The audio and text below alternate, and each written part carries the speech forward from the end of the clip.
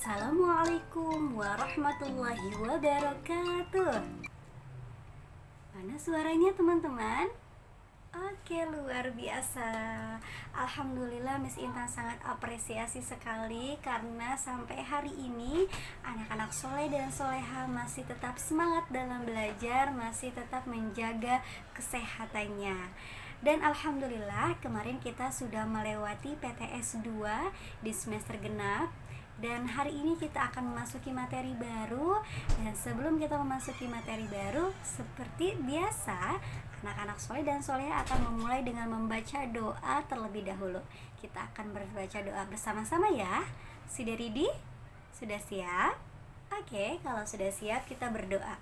Bismillahirrahmanirrahim. Raditu billahi rabba wa bil islami dina wa bi muhammadin nabiyya wa rasulah. Rabbi zidni ilman warzuqni fahman. Amin. Alhamdulillahirabbil alamin. Nah, sekarang kita sudah berdoa, Miss Intan sudah menanyakan kabar anak-anak.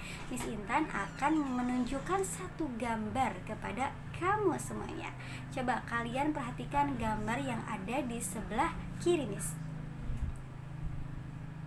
Ada yang tahu ini gambar apa? Betul, anak-anak hebat. Ini adalah gambar muslim yang sedang melaksanakan ibadah sholat. Nah, itu tandanya hari ini kita akan belajar materi tentang sholat. Nah, sebagai seorang muslim tentunya kamu sudah tahu dong sholat itu ada berapa yang wajib? Pinter sayang. Soleh-soleha, sholat 5 waktu yang wajib kita laksanakan itu ada 5. Yang pertama ada sholat zuhur, ada asar, maghrib, isya, dan yang paling utama adalah subuh. Betul sekali. Nah, sekarang Miss Intan akan menjelaskan pengertian dari sholat itu tersebut. Nah, langsung disimak teman-teman. Secara bahasa, sholat artinya doa. Nah, kenapa Miss disebut doa? Karena setiap bacaan kita dalam gerakan sholat kita mengandung doa kepada Allah Subhanahu wa Ta'ala. Dan secara istilah, makna sholat adalah bentuk ibadah kepada Allah Subhanahu wa Ta'ala. Dan kalau kita melaksanakan sholat, itu merupakan bentuk ibadah kita kepada Allah Subhanahu wa Ta'ala. Hayo, Miss Intan mau tanya, ada yang masih bolong sholatnya? Alhamdulillah, good job anak-anak soleh dan soleha. Miss Intan bangga anak-anak Miss sudah pada tepat waktu dan sudah melaksanakan sholat 5 wajib tersebut. Dan itu harus ya, itu wajib hukumnya untuk kita sebagai seorang muslim. Tadi seperti yang Miss Intan bilang, dalam satu hari seorang muslim itu wajib mengerjakan sholat sebanyak berapa? Betul sayang, sebanyak 5. Kita coba mulai dari zuhur ya. Yuk bersama-sama yang tahu, kita bersama-sama menyebutkan berapa jumlah setiap rokaatnya dari setiap sholat wajib yang kita laksanakan dalam satu hari. Nah, yang pertama Miss Intan mau tanya, sholat zuhur ada berapa rokaat? 4 rokaat. Sholat asar berapa rokaat? 4 rokaat. Sholat maghrib berapa rokaat? 3 rokaat. Sholat isya berapa rokaat? 4 rokaat. Dan sholat subuh ada berapa rokaat? Ada 2 rakaat. Betul sayang. Tepuk tangan untuk kita semua. Alhamdulillah, semoga teman-teman sudah memahami ya. Dan Miss Intan harapkan bagi yang belum melaksanakan sholat wajib dalam satu hari, yuk kita asah lagi, bangun lagi semangat kita. Bagaimanapun kita tidak boleh meninggalkan sholat wajib kita itu.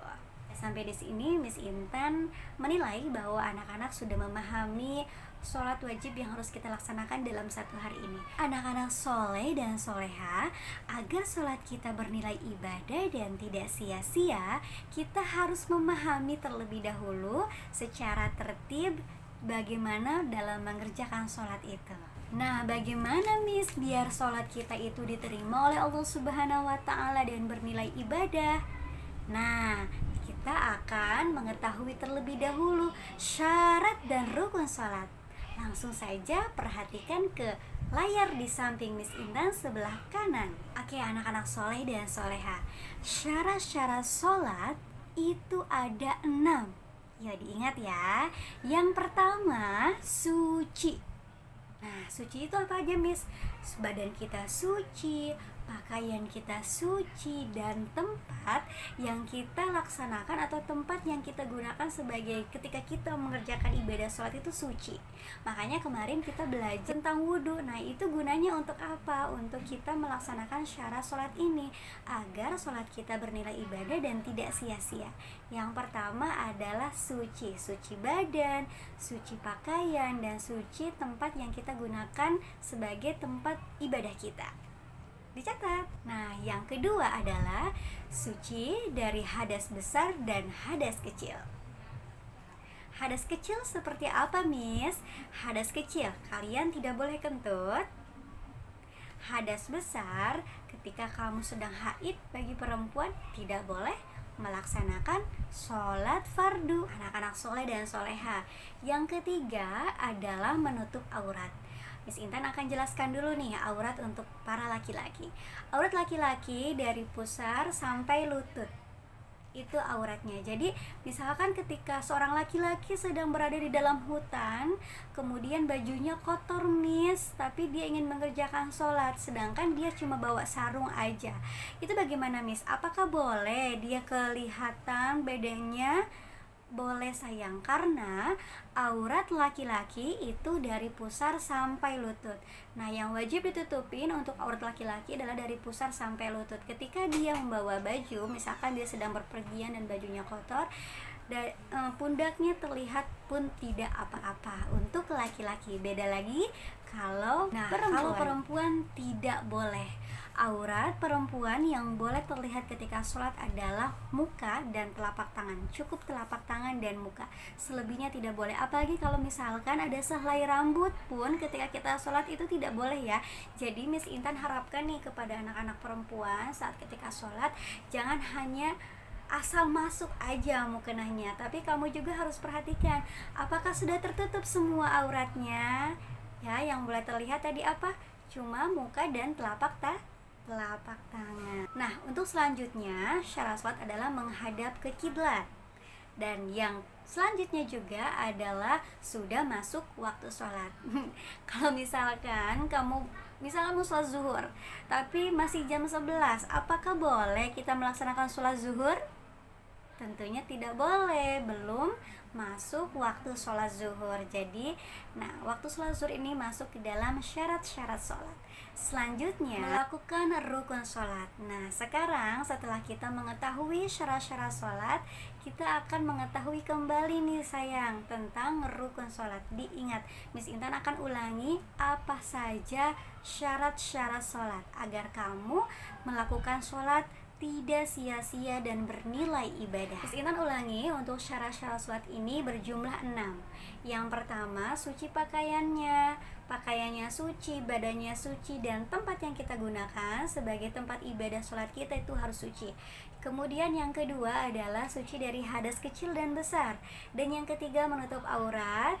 Yang keempat adalah sudah memasuki waktu sholat, menghadap kiblat. Dan yang keenam, melakukan rukun-rukun sholat. Dan sekarang kita akan mengetahui tentang poin-poin dari rukun sholat.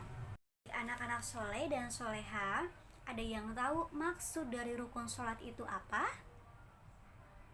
Oke, hebat. Bagi yang sudah tahu, Miss Intan akan jelaskan kembali nih ya rukun-rukun sholat.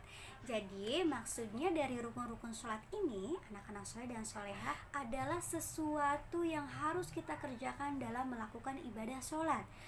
Kalau misalkan satu saja gerakan sholat yang kita tinggalkan saat kita melakukan ibadah sholat, maka sholat kita akan batal. Nah, rukun sholat ini berjumlah 13. Oke, sekarang kamu perhatikan gambar yang akan Miss Intan tampilkan di layar. Ini adalah rukun-rukun sholat yang jumlahnya 13 yang perlu kita lakukan saat kita melaksanakan ibadah sholat. Yang pertama adalah niat. Niat dalam hati bersama dengan takbiratul ihram, melafalkan niat, hukumnya adalah diperbolehkan. Niat itu seperti ini, Miss Intan contohkan. Saat kita melaksanakan ibadah sholat subuh misalkan, Bismillahirrahmanirrahim, nawaitu subhi raka'ataini mustaqbilal qiblati ada'an lillahi ta'ala. Itu yang disebut dengan niat. Nah, saat kita niat, kita juga harus niat dalam hati, ingat kepada Allah Subhanahu wa taala. Jangan kalian mengerjakan sholat tapi mata kalian masih gini, tutup kletup karena ngantuk. Nggak boleh ya sayang ya. Kita harus niat, dia ingat kepada Allah Subhanahu wa taala. Dan yang kedua adalah berdiri tegak bagi yang mampu. Nah, Masya Allah teman-teman, anak-anak soleh dan soleha, Islam ini sangat dimudahkan. Saat kita tidak mampu berdiri, Allah memberikan kemudahan. Ada lagi untuk jalannya mengerjakan sholat, yaitu dengan duduk. Tetapi karena kita masih mampu berdiri, kita diperbolehkan, diwajibkan untuk berdiri. Boleh dengan duduk jika tidak mampu duduk, boleh dengan berbaring, Masya Allah. Bahkan jika tidak mampu bergerak, asalkan masih sadar, boleh dengan kedipan mata sebagai isyarat. Masya Allah tuh teman-teman, Islam itu sangat mudah dan sangat rahmatan lil alamin ya. Oke, semangat. Yang ketiga adalah takbiratul ihram. Allahu Akbar, itu adalah takbiratul ihram. Kemudian membaca surat Al-Fatihah. Kemudian yang keempat adalah, yang kelima adalah ruku dengan tumak ninah. Yang selanjutnya iktidal dengan tumak ninah, sujud 2 kali dengan tumak ninah, duduk di antara 2 sujud dengan tumak ninah. Tumak ninah itu apa sih, Mias? Tumak ninah itu adalah tenang, jangan terburu-buru. Kemudian selanjutnya duduk tasyahud akhir dengan tumak nina, membaca bacaan tasyahud akhir, membaca sholawat atas Nabi Muhammad SAW pada tasyahud akhir, membaca salam yang pertama yaitu menengok ke arah kanan, dan yang selanjutnya yang terakhir tertib atau berurutan, maksudnya mengerjakan semua rukun sholat dengan urut atau teratur ya. Itu adalah rukun-rukun sholat yang wajib kita kerjakan saat kita mengerjakan ibadah sholat. Kalau satu saja tertinggal dari 13 rukun tersebut, maka sholat kita akan batal. Nah, anak-anak hebat, soleh-soleha, menunaikan sholat tidak boleh sembarangan dan asal-asalan. Sholat yang dilakukan tanpa memenuhi syarat-syarat sah dan rukun sholat, sholatnya akan sia-sia dan tidak sah. Selain itu, ketika mengerjakan sholat, gerakan sholat kita harus tertib dan berurutan. Kita tidak boleh mengerjakan sholat dengan sembarangan. Nah, bagaimana? Syarat-syarat sholat dan rukun-rukun sholat sudah tahu bukan? Nah, sekarang Miss Intan akan menjelaskan. Teman-teman, anak-anak soleh dan soleha, sholat itu adalah mencegah kita dari perbuatan keji dan mungkar. Makanya kemarin kita sudah, kemarin masih ingat 11 Maret terjadinya apa? Yaitu adalah peristiwa Isra Mi'raj. Nah, dari peristiwa Isra Mi'raj ini, Allah Subhanahu wa taala memerintahkan Nabi Muhammad SAW, yaitu untuk hambanya. Perintah sholat ini terjadi saat peristiwa Isra Mi'raj. Awalnya teman-teman tahu nggak berapa? Nah, awalnya kita disuruh 100 kali sholat dalam satu hari. Nah, karena Nabi Muhammad menganggap hambanya atau umatnya tidak mampu, maka Nabi Muhammad meminta keringanan kepada Allah Subhanahu wa taala. Nah, setelah itu diringankan oleh Allah Subhanahu wa taala menjadi 50, tetapi Nabi Muhammad terakhir meminta lagi untuk keringanan kepada umatnya menjadi 5 rakaat hasilnya. Maka dari itu teman-teman, kita harus bersyukur. Sekarang kewajiban kita hanya 5 rakaat. Bayangkan jika waktu itu Nabi Muhammad SAW tidak meminta keringanan, kita mungkin sekarang akan menjalankan ibadah sholat sebanyak 100 rakaat. Nah, 5 rakaat itu sangat sedikit, jadi diusahakan dan diwajibkan tidak boleh tertinggal ya. Sekarang kita lanjut mengetahui tentang makruh dalam ibadah sholat. Nah, sekarang teman-teman perhatikan layar yang akan Miss Intan tampilkan. Untuk hal-hal yang makruh dalam sholat adalah sebagai berikut: menahan hadas atau menahan buang angin, buang air kecil, dan buang air besar. Yang kedua adalah melihat ke arah ke kanan, kiri, atau ke atas. Kemudian yang ketiga ada meludah, memejamkan mata, menutup mulut rapat-rapat, menahan telapak tangan di lengan baju ketika takbiratul ihram, ruku, dan sujud. Yang selanjutnya adalah bertolak pinggang. Yang selanjutnya sholat di kuburan atau tempat ibadah agama lain. Yang terakhir adalah muka menengadah ke langit. Nah, jadi kita sudah tahu nih ya, makruh dalam sholat itu apa saja. Nah, itu diusahakan saat kita mengerjakan sholat, hindarin hal-hal poin-poin makruh yang tadi sudah Miss Intan tampilkan di layar dan sudah Miss Intan sebutkan. Sekarang kita juga akan mengetahui sunnah-sunnah sholat. Sunnah-sunnah sholat merupakan suatu amalan dalam sholat yang apabila dikerjakan mendapat pahala, serta apabila ditinggalkan tidak berdosa dan sholatnya tetap sah. Mengerjakan sunnah sholat dapat menambah kesempurnaan pahala sholat wajib yang kita kerjakan. Di antara sunnah sholat adalah sebagai berikut. Dicatat ya. Yang pertama, mengangkat kedua tangan sejajar dengan bahu atau kuping ketika takbiratul ihram, ketika akan ruku, ketika berdiri dari ruku, dan ketika berdiri setelah tasyahud awal. Yang kedua adalah tasyahud awal. Yang ketiga, meletakkan telapak tangan kanan di atas punggung tangan kiri. Nah, jadi saat kita melaksanakan ibadah sholat, tangan kiri terlebih dahulu, baru telapak tangan kita yang kanan diletakkan di punggung telapak tangan, jadi tangan kanan dulu baru tangan kiri. Nah, tangan kanan kita menempel ke punggung tangan kiri kita. Baik ya, nanti kita akan praktek teman-teman. Dan yang keempat, mengarahkan pandangan mata ke arah tempat sujud. Nah, kalau bisa, dan ini wajib ya, biasanya Miss Intan kalau lagi terawih tuh banyak banget tuh anak-anak kecil tuh yang suka bercanda, kemudian gesek-gesek sama temennya, bermain lari-larian. Itu tidak boleh ya teman-teman, karena itu pun mengganggu ibadah sholat orang lain. Kemudian selanjutnya ada apa lagi Miss? Ada membaca doa iftitah pembukaan setelah takbiratul ihram. Yang selanjutnya membaca tasbih ketika ruku dan sujud, dan yang terakhir membaca salam yang kedua. Nah, kita lanjut lagi kepada hal-hal yang membatalkan sholat. Sholat akan batal apabila kita melakukan hal-hal ini. Yang pertama adalah berhadas kecil atau besar. Yang kedua, terkena najis. Yang ketiga, berkata-kata dengan sengaja, terbuka aurat, mengubah niat, makan dan minum, bergerak lebih dari 3 kali dalam satu rukun, mendahului imam bagi yang sholat berjamaah. Yang terakhir adalah murtad, keluar dari agama Islam. Nah, hal-hal tersebut adalah poin-poin yang membatalkan sholat. Kalau misalkan salah satu aja poinnya kita kerjakan, berarti sholat kita akan batal. Nah, teman-teman, bagaimana?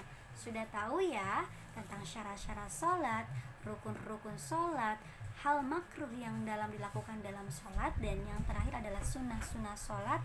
Kemudian yang membatalkan sholat juga nanti dipelajari lagi. Anak-anak soleh dan soleha, silakan dibuka bukunya tentang bab sholat. Miss, apa sih makna dari sholat? Sholat adalah ibadah yang dimulai dengan takbiratul ihram, diakhiri dengan salam, dan tentunya dilakukan dengan syarat dan rukun tertentu. Dan teman-teman, perlu kamu tahu, ibadah sholat adalah ibadah yang paling pertama nanti di alam kubur, yang akan ditanyakan sebelum ibadah-ibadah lain yang kita kerjakan di dunia ini. Jadi nanti pas di saat dalam kubur nih, hal yang paling pertama ditanyakan adalah ibadah sholat kamu. Apakah sholat kamu betul? Apakah sholat kamu sudah sah? Apakah sholat kamu hanya main-main aja? Maka dari itu, bagi sekarang ibadah sholatnya yang masih bercanda-bercanda, masih ada rukun-rukun yang belum dilakukan dalam ibadah sholatnya, yuk kita perbaiki sholat kita. Dan yang terakhir adalah sholat adalah wajib bagi setiap muslim. Nah, anak-anak soleh dan soleha, semua ibadah yang diperintahkan oleh Allah Subhanahu wa Ta'ala pasti memiliki hikmah. Dan sekarang Miss Intan akan memberitahu kepada kalian hikmah apa saja yang akan kita dapatkan saat kita mengerjakan ibadah sholat. Silakan teman-teman lihat layar yang akan Miss Intan tampilkan. Yang pertama adalah memberi ketenangan pada hati. Saat hati kita sedang risau, jiwa kita sedang banyak masalah, coba kalian ambil wudhu kemudian sholat, pasti insya Allah hati dan jiwa kita akan tenang. Dan yang kedua, mendapat ridho dan pahala dari Allah, menyehatkan jasmani dan rohani, lebih dekat dengan Allah, dapat mencegah seseorang dari perbuatan keji, mungkar dan tercela. Alhamdulillahirrabbilalamin, pembelajaran kita tentang sholat hari ini sudah selesai. Semoga kita bisa menerapkan dalam kehidupan kita sehari-hari. Perbaiki sholatnya, perhatikan lagi rukun-rukun sholatnya. Kemudian teman-teman, bagi yang belum hafal tentang doa-doa dalam setiap gerakan sholat, yuk dipelajari lagi, dihafalkan lagi agar ibadah kita semakin bernilai di mata Allah Subhanahu wa Ta'ala. Dan alhamdulillah anak-anak hebat, bagi yang ingin bertanya silakan langsung ajukan di diskusi. Nanti minggu depan kita akan bertemu lewat Gmeet. Sampai ketemu dengan Miss Intan. Semoga hari ini pembelajaran tentang sholat semuanya dipahami. Jangan lupa harus tahu ya tentang apa aja sih tentang rukun-rukun sholat, syarat-syarat sholat, kemudian hal-hal yang membatalkan sholat. Itu adalah penting. Sekian dari Miss Intan, mohon maaf apabila ada kekurangan dan kesalahan. Wassalamualaikum warahmatullahi